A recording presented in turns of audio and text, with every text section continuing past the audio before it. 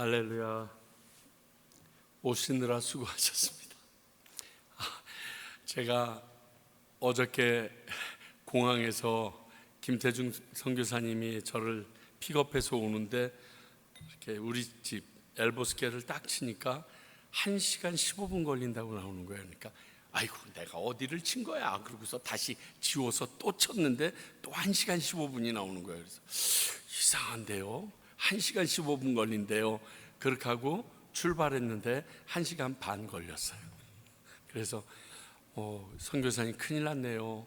이번 주 수요일 날 또 앞으로 금요 예배 어떻게 하지요? 하고서 걱정을 했는데 이 걱정이 기우가 아니라 사실이 돼버려 가지고 앞에 나가서 계속 이렇게 우리 교회 찬 줄 알고 집어넣었더니 엘보스께 들어가고 집어넣었더니 엘보스께 들어가고 해서 약간 짜증이 나더라고요. 그래서 야, 큰일 났다. 이거 무사히 오셔야 되는데 비가 이렇게 억수같이 오시니 큰일 났다 하는 생각이 좀 있었습니다.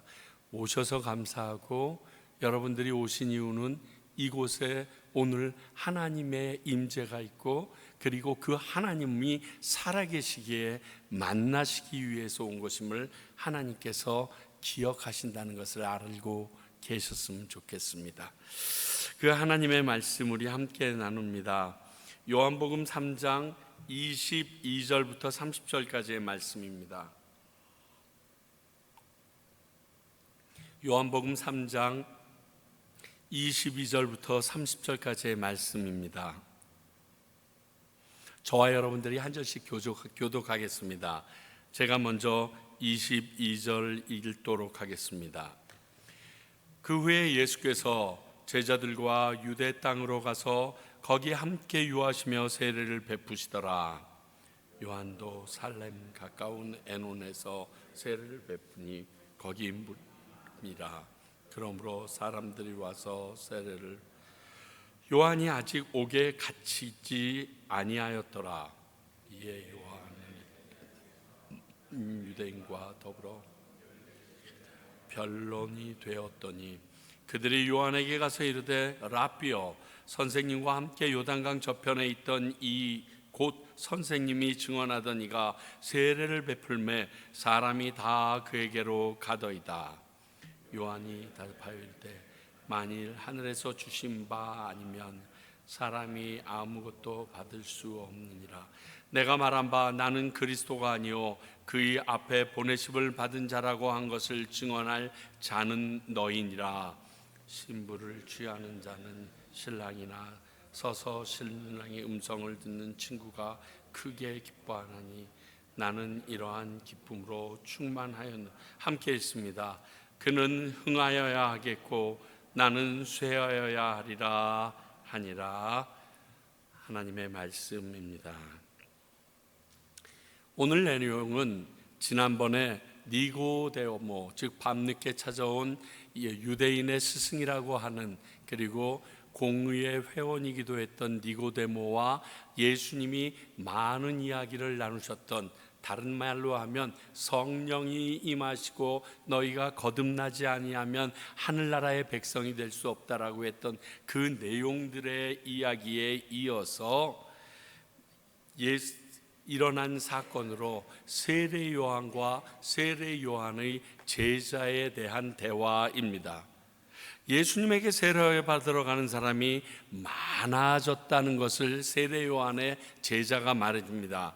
그런데 우리 나중에 요한복음 4장 2절에서 보면 알겠지만 사실 예수님께서 세례를 베푸시는 게 아니라 예수님의 제자들이 세례를 베푸셨다라고 되어 있는데, 어찌되었든 한 명이 베풀던 세례를 12명이 베풀기 시작했으니 아마 많은 수를 감당할 수 있었을 겁니다. 그런데 이런 모습을 본 세례 요한의 제자들이 이를 시기하는 마음, 배 아파하는 마음이 들었던 것 같습니다. 그래서 오늘의 대화가 시작됩니다. 오늘의 대화를 크게 두 가지로 나눠서 생각해 봅니다. 먼저는 예수님을 시기하는 요한의 제자들에 대한 이야기가 26절에 나옵니다.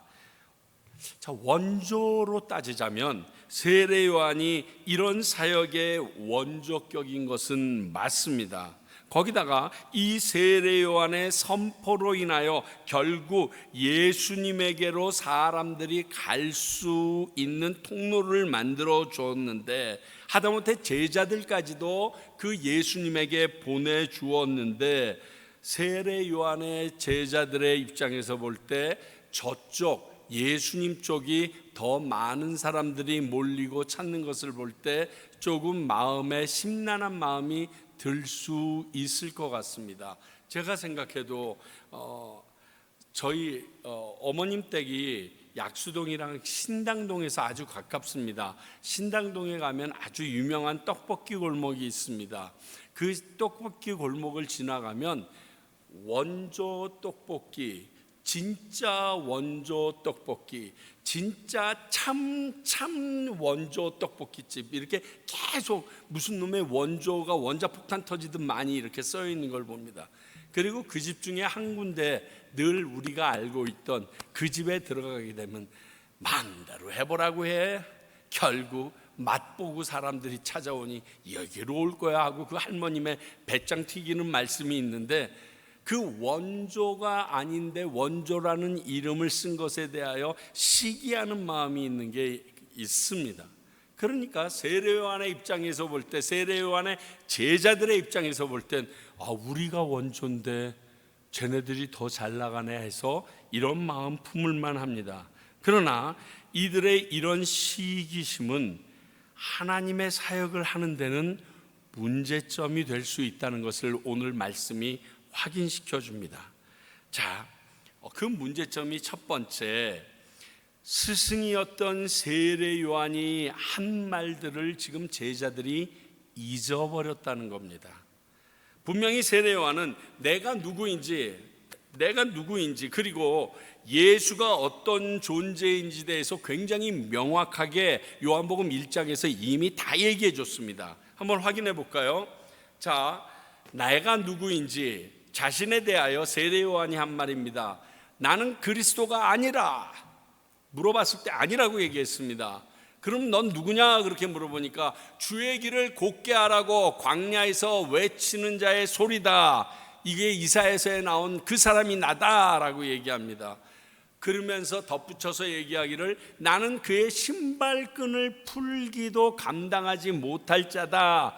그분을 어마어마하게 높으셔서 나는 그분이 신었던 신발끈조차 붙잡기 어렵다라고 얘기합니다. 또 자신에게 세례받으러 나오는 예수님을 보면서 이렇게 말합니다. 세상 죄를 지고 가는 하나님의 어린 양이다 라고 얘기하면서 어마어마한 선언을 하죠. 그가 하나님의 아들이시다 이렇게 얘기합니다. 이것을 이미 다 제자들은 들었습니다. 이 말씀을 듣고 나서 안드레와 함께 했던 자가 예수님의 제자로 옮기었기 때문에 우리가 확인할 수 있습니다. 그렇다면 세례 요한의 제자들이 오늘 26절 같이 말하는 것은 이 스승인 세례 요한의 이 말들을 잊었거나 그 말을 아주 진중하게 아주 중요한 말이라고 믿지 못했다는 것밖에 되지 않습니다. 그러면 충분히 이렇게 말할 수 있겠죠. 사랑하는 성도 여러분, 시기심은 이렇게 하나님의 말씀까지 기억하지 못하게 하고 자신의 욕심만 채우려 하는 능력이 있습니다. 더 나아가서 이 시기심이 예수님의 말씀, 하나님의 말씀도 믿지 않도록 역사하는 힘이 있더라고요. 이게 그래서 시기심이 우리가 가볍게 여기고 그저 중고등학교 여자애들이 눈 흘기는 게 아니더라고요. 오늘 세례 요한의 제자들은 불과 얼마 전에 지금도 그들의 앞에서 있는 선생님의 말도 기억하지 못하고 있습니다. 무엇 때문에요? 시기심이라는 욕심 때문에요. 그런데 문제는 여기서 멈추는 게 아닙니다. 더 나아가서 하나님의 뜻을 따르지 못하게 되는 결과를 주는 거예요. 자, 생각해 봅시다. 성경 말씀을 믿지 못하고 기억하지 못하면 당연히 하나님의 뜻이나 계획은 물론 예수님의 가르침인지 아닌지 분별할 수 없게 됩니다. 이게 내 시기심으로 발동이 됩니다. 자, 하나님을 알지 못하던 로마의 총독 빌라도도 아는 그 상황을 유대인들, 하나님의 사람들이라는 그들, 구약 내내 오실 메시아라고 약속하셨던 그 구세주 예수 그리스도를 알아보지 못하고 죽음으로 이끌었던 사건이 이 시기입니다. 자, 마태복음 27장 18절 볼까요? 이는 그가, 여기서 그가는 빌라도입니다. 이는 그가, 그들의, 이것은 대제사장들과 서기관 유대인들입니다. 그들의 시기로 예수를 넘겨준 줄 알미더라. 아니, 그냥 로마 사람이, 하나님도 모르는 로마 사람이 지금 이런 사단이 나서 바라바를 놔줄까 예수를 놔줄까라고 모든 사람 앞에 얘기하는데 왜 이렇게 얘기했느냐? 그들이 지금 시기심 때문에 이렇게 했는데 바라바는 도저히 말할 수 없는 극형에 처할 자이니까 그들이 시기심에서 눈이 깨겠거니 하고 지금 예수님과 바라바를 내도는 겁니다. 빌라도도 그들의 시기심 때문에 그들이 갖고 있는 그 주도권을 예수라는 신생 젊은 친구가 뺏어가고 더 많은 사람들에게 인기를 얻는 그 모습을 보면서 너무너무 화나서 죽여버리고자 했던 그 속마음을 빌라도도 알았습니다. 시기심에 오는 것을. 사랑하는 성도 여러분, 다른 사람이나 단체에 대한 시기와 잘못된 질투가 이런 결과를 만듭니다. 시기 정도가 아닙니다. 조금 욕심 부린 것이 아니라 하나님과 나와의 관계를 완전히 갈라놓는 일이 일어납니다. 그래서 이번 말씀을 준비하면서 시기심에 대해서 경각심을 가져야 한다라는 사실에 제 자신부터 굉장히 깜짝 놀랐습니다. 그렇습니다. 이 시기는요, 무서운 영적 질병입니다. 이렇게 진단 내리는 것을 과하다 말씀하지 마시기 바랍니다. 아시는 것처럼 첫 살인도 가인이 동생 아벨을 시기함으로 일어났다라고 생각되어질 때 이 시기심은 가벼이 여길 그러한 죄가 아닙니다. 그래서 성경은 말합니다. 잠언 14장 30절, 평온한 마음은 육신의 생명이나 시기는 뼈를 썩게 하느니라. 무섭지 않아요? 저는 뼈를 썩게 하는 것이 염증이나 암만 있는 줄 알았더니요, 시기도 우리의 뼈를 썩게 합니다. 뼈가 썩으면 그 썩은 뼈 부분의 모든 것들은 절단해야지만 살아날 수 있는 것입니다.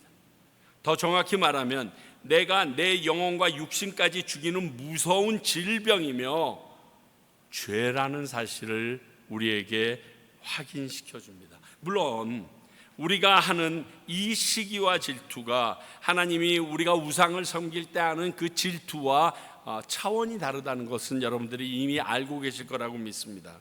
어찌되었든 세례 요한은 이런 제자들의 마음을 만지고 돌이켜 놓아야만 했습니다. 그래서 27절 이하와 같은 반응을 그가 보입니다. 자, 세례 요한의 반응을 보게 되면요, 오늘 세례 요한의 반응은 앞에서 말한 시기심을 이기는 방법이라고 얘기해도 좋을 겁니다. 내 안에 막 시기심과 그리고 다른 사람과 이렇게 판단해서 내가 질투하는 마음이 있을 때 오늘 이 세례 요한의 방법을 쓰면 그것들이 사라질 수 있다는 거죠. 첫 번째, 27절에 보니까요, 하나님이 하신 일이라고 말하는 세례 요한을 봅니다. 요한이 대답하여 이르되 만일 하늘에서 주신 바 아니면 사람이 아무것도 받을 수 없느니라. 자, 그가 저쪽에 가서 지금 하나님의 예수와 그의 제자들이 세례를 베풀고 있는데 거기에 많은 사람들이 몰려간다고 그거는 하나님이 허락하셨으니까 되는 거야. 하나님이 허락하시지 않으면 그 일이 일어날 수 없어 라고 얘기합니다. 이것은 후에 사도행전을 보면 가마리엘이라는 사람이 했던 얘기와 일맥상통합니다. 놔둬라. 그게 하늘로부터 온 일이면 하나님께서 그냥 하게 하시고 우리가 막으려도 못 막게 할 거니와, 아니면 이전에 나타났던 이단들처럼 자연히 사라져버릴 거다. 이런 걸 가지고 너희들 왈가불가하는 것이 바르지 않다라고 얘기했던 그 가마리엘의 생각과 일맥상통하는 부분입니다. 이것은 하나님이 온 세상의 주관자시며 통치자라고 믿음이 있을 때 가능한 고백입니다. 요즘에 이 말씀을 여러분들에게 계속 자주 드리는 것 같습니다. 이 적용은 우리의 모든 삶에 적용할 수 있어야 됩니다. 아니, 내가 지은 죄로 인해서 하나님의 간섭과 징벌조차 이 믿음이 있어야 인정할 수 있고 하나님을 하나님으로 두려워할 수 있습니다. 안 그러면요, 우리 참 방종하게 됩니다. 그래서 물론 그 일을 처음 시작도 해봤고 전체를 기획도 해봤지만 교회 성장 세미나라는 프로그램을 저는 그렇게 긍정적으로 보지 않습니다. 아주 대부분 큰 교회나 큰 단체에서 교회 성장 세미나라든가 이러한 명목으로 우리 교회나 단체가 이렇게 해서 외적으로 이렇게 많이 커졌다, 이런 것을 얘기합니다. 다른 교회나 단체도 하나님을 향한 그 중심 마음을 기억하는 게 아니라 외형을 배워도 어느 정도 따라갈 수 있는 것처럼 말하는 게 이 교회 성장 세미나 같아서 제 마음이 조금 안타깝습니다. 사랑하는 성도 여러분, 세상에 돈을 목적으로 하는 기업조차 그 공식이 다 똑같이 맞아 들어가지 않습니다.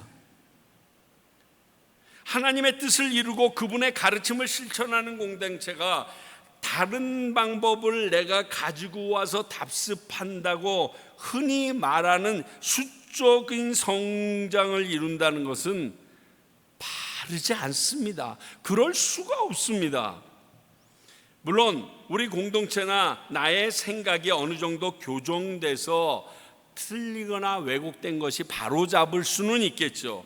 그러나 한마디로 얘기해서 교회의 성장은 전적인 하나님의 손에 달려 있다는 것을 저는 믿어 의심치 않습니다. 왜? 제가 지금까지 해왔던 모든 목회길에서 하나님께서 그렇게 은혜를 베푸셨고, 지금 이 과테말라 평강교회에서 하나님께서 인도하시는 그 길을 제가 직접 보고 경험하고 있기 때문에 그렇습니다. 이게 사람이 노력해서 되는 일이라면요, 머리 좋고 M&A 하는 사람 몇 명 갖다 놓고 쓰면 되죠. 그렇지가 않아요. 이 영적인 일은 더더군다나, 하나님과 연관된 건 더더군다나 그렇습니다. 예를 들어 제가 섬겼던 예전에 경배와 찬양 학교가 있습니다. 안 했었는데 경배와 찬양 학교를 사람들이 너무 요청해서 경배와 찬양 학교를 하면서 하스테반 선교사님이 많은 고민을 하다가 그 경배와 찬양 인도하는 방법이 아닌 원론을 나누자라고 결정을 하게 됩니다. 그래서 월요일 날 가서 금요일 날 내려오게 되는데, 월요일서부터 금요일 날까지 하는 건요, 죽어라 기도하고 큐티하고 금식하는 것밖에 없어요. 그러니까 사람들이 뭐 악기도 가지고 올라오고요, 막 각 음대의 피아니스트 작곡가 애들 오선지 가지고 다 올라옵니다. 처음에 와서 막 그냥 들떠서 왜 올라왔냐 그러면 이 스킬을 배워서 저희 교회에 접목해서 저희 교회가 예배가 부흥하고 막 그 얘기들을 해요. 근데 그거 다 가지고 오지 말고 방에다가 놓고 오라고. 그리고 아침부터 저녁까지 무릎 꿇고 기도하고 밥 먹고 기도하고 금식하고 기도하고 철야하고 찬양하고 또 회개하고 기도하고, 근데 그 안에 그냥 계속 찬양을 하나님 앞에 기도처럼 올려드리고 성찬식만 4시간에서 6시간씩 그분 앞에 회개하면서 하고, 중간에 많이 내려가요. 진짜 첫 경배와 찬양 학교 할 땐 애들이 내려가더라고요. 나 이런 거 배우러 온 거 아니라고. 스킬을 배우러 왔다고. 근데 그 스킬이 하나님을 높여드리는 예배가 아니거든요. 경배와 찬양이 왜 그렇게 시작됐는지를 알려주려면 오직 하나님만 나의 구주이십니다 하는 그 마음으로 기도해야 되는 시간이 있는데, 보통 목요일날 경배와 찬양 한 번을 하기 위해서 일주일 동안 약 40시간, 짧게 잡아서 40시간 정도를 기도하고서 그 4시간 집회를 합니다. 그 얘기를 하면 즐겁들을 해요. 그래서 경배와 찬양 사무실에 오전에 아무리 전화 걸어도 통화가 안 됩니다. 1시 이후서부터 통화가 되고 5시 딱 되면 또 각자 기도 시간이 들어가기 때문에 그 다음에 끝이에요. 제가 그것을 보면서 맨 처음에는 무슨 놈의 경배와 찬양 학교를 이렇게 해서 다른 사람들에게 좀 영양가 있는 것을 공급하지 않는가, 그들이 무엇 때문에 왔는지 알면서 왜 그 필요를 채워주지 않는가 하는 마음이 저에게 있었습니다. 왜? 저라도 그것 때문에 왔을 테니까요. 그리고 사방에서 와서 세미나를 해달라, 강의를 해달라고 했던 것들이 다 그런 부분에서 있었기 때문에 그렇습니다. 그런데 일주일 기도 딱 끝나고 나면 사람들이 생각이 바뀝니다. 경배와 찬양은 훈련으로 되는 게 아니라 하나님 앞에 나가는 나의 솔직한 모습이고 삶이구나. 그거 배우는 게 일주일 걸려요. 그게 맞다고 생각해요. 왜? 하나님의 공동체에 일어나는 모든 일은 하나님이 직접 역사하셔야지 되는 일밖에 없기 때문에, 아닙니다. 세상의 모든 일이 다 그렇기 때문에 그렇습니다. 오늘 세례 요한은요, 예수님에게 사람들이 몰려가는 것을 하늘에서 주신 것이라고 말하므로 자신도 그런 하나님으로부터 받아서 지금까지 그리스도의 길을 평탄케 할 수 있는 이사야 선지자의 예언을 이룰 수 있더라고 고백한 거랑 똑같습니다. 하나님이 내게 그 기회를 주지 않았으면 내가 메뚜기랑 석청이 먹으면서 이 약대털옷 입고 그냥 지팡이 하나 들고 다니는 나에게 웬 사람들이 그렇게 와서, 하다못해 로마 군인들까지 와서 나에게 어떻게 해야지 바른 삶입니까? 라고 얘기했겠느냐. 그러니까 나를 봐도 하나님이 하셔야 되는 건데, 지금 예수님에게로 사람들이 몰려갔다는 것은 하나님이 하신 거다라고 말하고 있습니다. 그러므로 모든 것이 내가 한 것이 아니고 하나님이 하셨다고 말하는 것은 자기를 낮추는 겸손이 아니라 진실입니다. 이게 진실이에요. 그리고 이 믿음은요, 시기심을 이길 수 있습니다. 오늘 부른 찬양 가운데 제가 참 좋아하면서 자주 부르는 나는 아무것도 아닙니다. 주님의 사랑이 없으면, 그분이 십자가에 나를 위하여 피 흘려 죽지 않으셨으면 난 아무것도 아니잖아요. 나는 아무것도 모릅니다. 주님의 지혜가 없으면, 이게 내가 나를 낮추고 겸손하게 하는 게 아니라 이게 진리예요. 이게 진실이에요.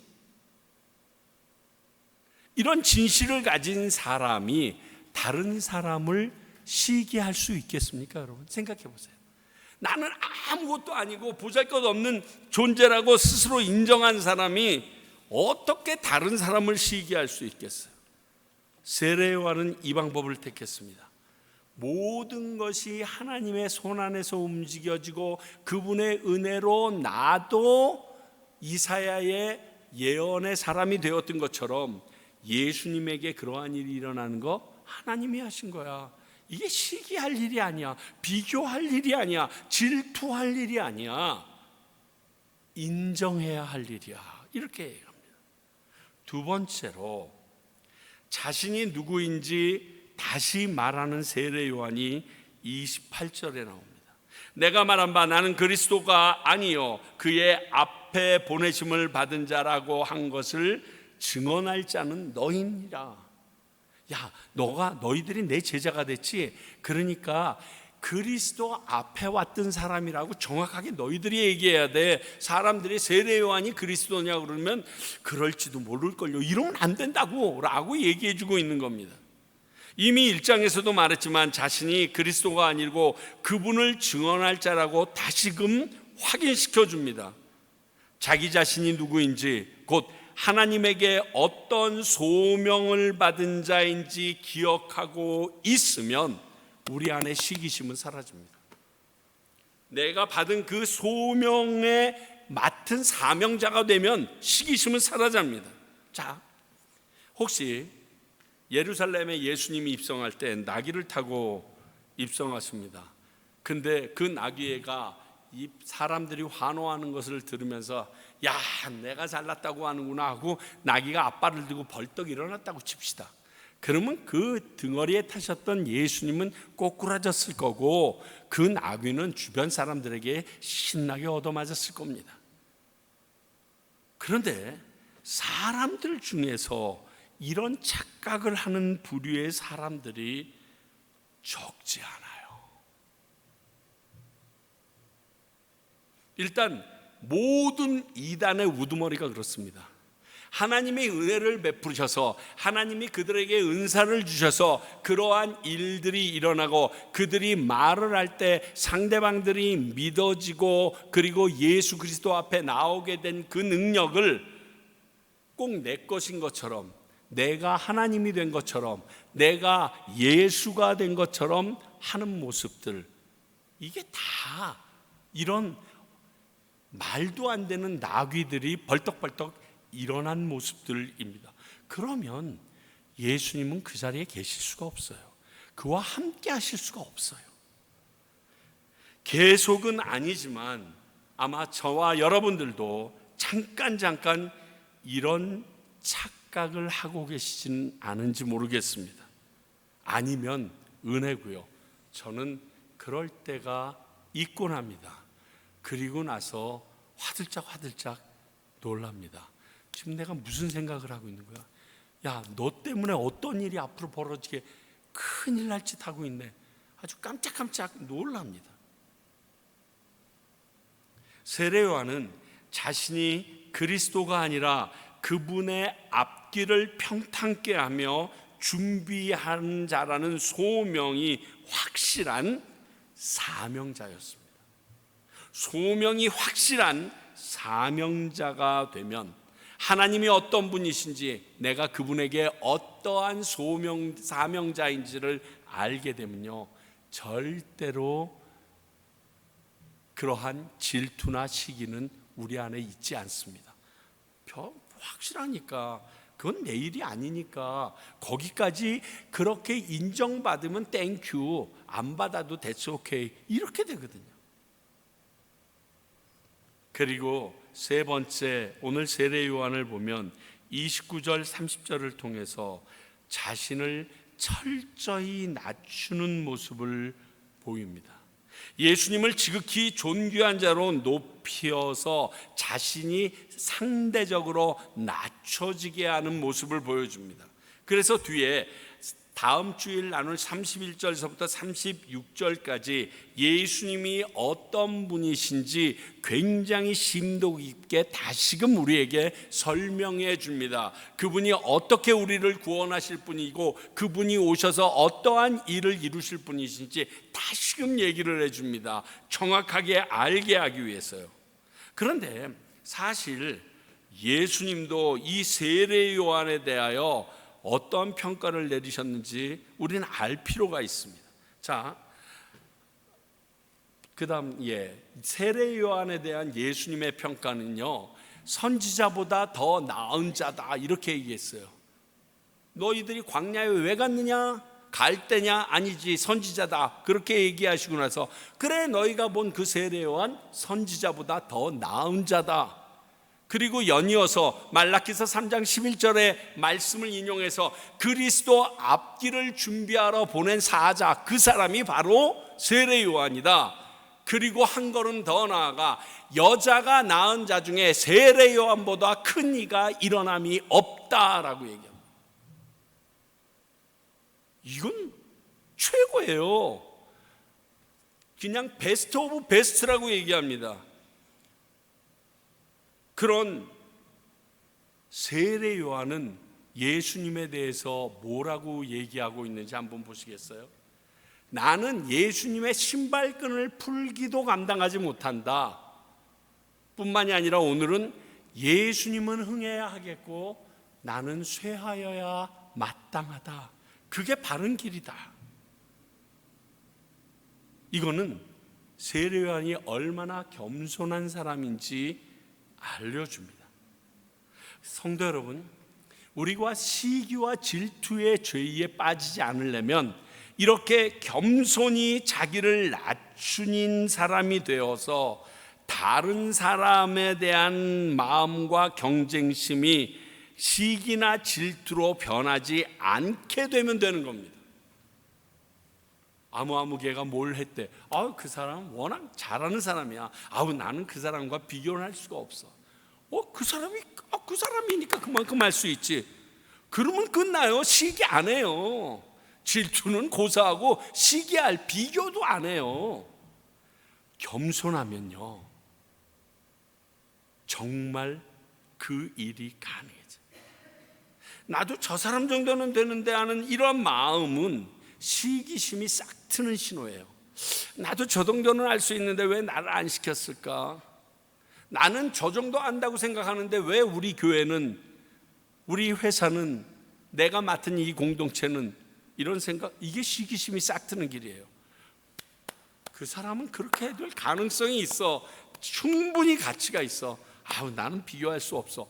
이렇게 하면 시기 안 해요. 시기 안 하면 연이어서 일어나는 많은 죄악 가운데서 자유함을 얻을 수 있어요.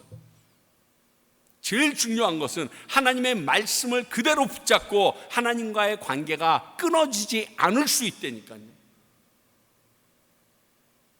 그렇다고 자기 자신을 비하하라거나 자학하라는 말은 아닙니다, 여러분. 이게 헷갈리시는 분이 있어요. 자기를 비하하거나 자학함으로 말미암아 어떻게든 누구랑도 비교하지 않겠다. 그거는요, 하나님의 걸작품에 대한 모독이에요. 나 역시 하나님께서 만들어주신 최고의 걸작품이거든요. 내가 누구인지, 어떤 소명을 받은 자인지 알고 그에 합당한 삶을 사는 게 겸손이에요. 하나님께서 내게 여기까지 허락하셨어. 나로 하여금 하게 하는 일이 이것이야. 그리고 그 일을 꾸준히 믿고 나아가는 게, 그게 겸손이에요. 겸손이 뭐 이렇게 주저앉아가지고 구퉁이에 숨고 이거 아니에요. 거기에 세례 요한은 자기 제자들에게 예수 그리스도가 어떤 분인지 다음 주서부터 날 31절서부터 36절에 자세히 정확히 알려줍니다. 왠지 아세요? 자기 제자들을 너무 사랑하기 때문에, 자기 제자들이 하나님 앞에서 죄를 짓지 않게 하기 위해서, 하나님의 계획이나 뜻을 거슬리는 자들이 되지 않게 위하여 그들에게 또 알려줍니다. 미안해, 너희들이 내 제자가 돼서 이 세례 요한이 오실 메시아의 앞길을 닦는 자라는 증인은 너희들이 돼야 돼.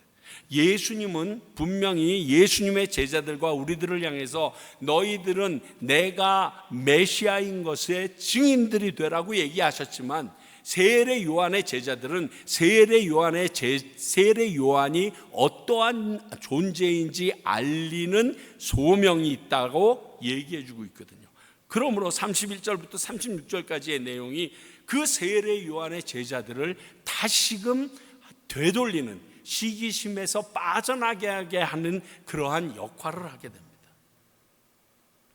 오늘 세례 요한과 같은 이러한 자세와 믿음이 우리에게 있어야 합니다. 그래야 우리에게 하나님은 당신의 일을 맡기시고 감당할 능력과 힘도 주십니다.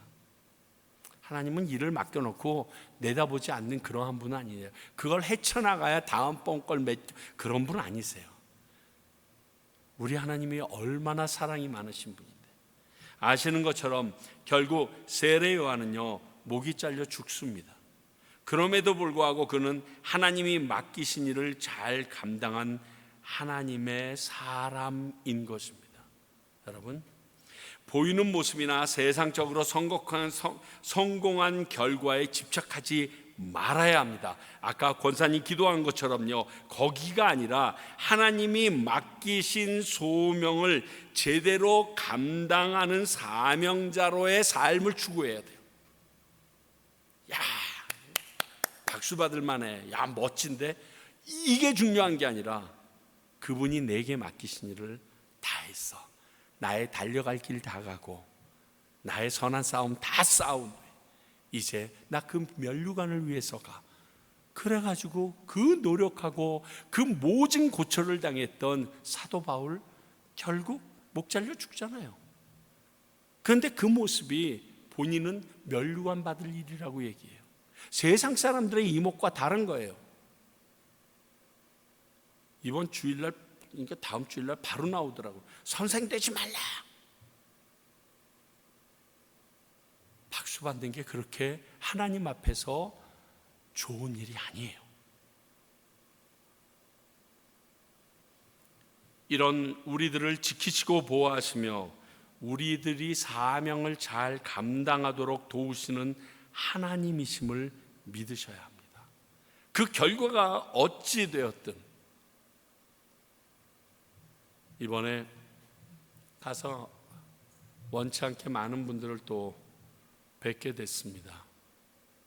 아쉬워도 하시면서 목사님 이것도 이런 것도 해주시면 좋겠는데 어떻게 할까요? 언제 들어오실래요? 그분들이 생각하시는 것이 제가 이 말씀을 묵상하고 있을 때였기 때문에 이 하나님을 믿는 사람들조차 목회자가 어떠한 모습이어야 성공했다라는 착각을 갖고 있구나. 예수님은 실패한 사람입니까? 사도 바울과 11명의 제자들은 실패한 사람들입니까? 오늘 이 예수님의 앞길을 닦아서 살로메에게 목이 잘려서 쟁반에 담겨졌던 세례 요한은 세상이 볼 때 실패한 자입니까? 아니거든요. 열심히 주님의 말씀, 하나님의 뜻을 전하다가 므낫세에게 톱으로 켜서 죽게 된 이사야는 실패한 사람 아니거든요. 우리가 하나님의 뜻을 향하여 갈 때 아름답게 박수 받는 그러한 위치에도 있을 수 있고, 그리고 모든 사람들이 존경에 맞이한 모습으로 끝낼 수도 있지만 그 누구도 인정하지 않는 우리 신앙의 선배 주기철 목사님처럼 모진 고문 가운데 며칠만 지나면 해방인데 죽음으로 집 앞에 내던지는 존재도 될 수가 있는 거예요. 그러나 하나님 뜻 안에서 그 이루어지긴 한다는 것을 믿고 신뢰한다면 우리는 그 길을 갈 수 있는 거예요. 사랑하는 성도님들, 그리고 우리 이 평강교회가 그 하나님의 길을 갔으면 좋겠어요. 그 하나님의 뜻을 이루어드리는 아름다운 공동체가 되었으면 좋겠어요. 그래서 우리가 그날 그 주님 앞에 섰을 때 정말 수많은 허다한 증인들이 하나님 앞에서 진짜 이들이 한 일을 증거받을 수 있는 존재들이 되기를 소원합니다. 기도하겠습니다.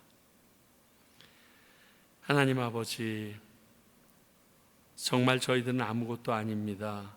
그러나 주님께서 저희들을 택하사 이 자리에 있게 하셨고, 또 하나님께서 놀라운 섭리로 저희들과 함께 하심으로 당신의 뜻을, 그리고 당신의 자녀로서 살아갈 수 있게 됨을 믿습니다. 주님, 이런 저희들이 다른 사람에 대하여 시기하거나 잘못된 생각을 갖거나 하나님이 하신 일에 대하여 의심하는 마음들이 우리에게 조금도 잊지 않기를 원합니다.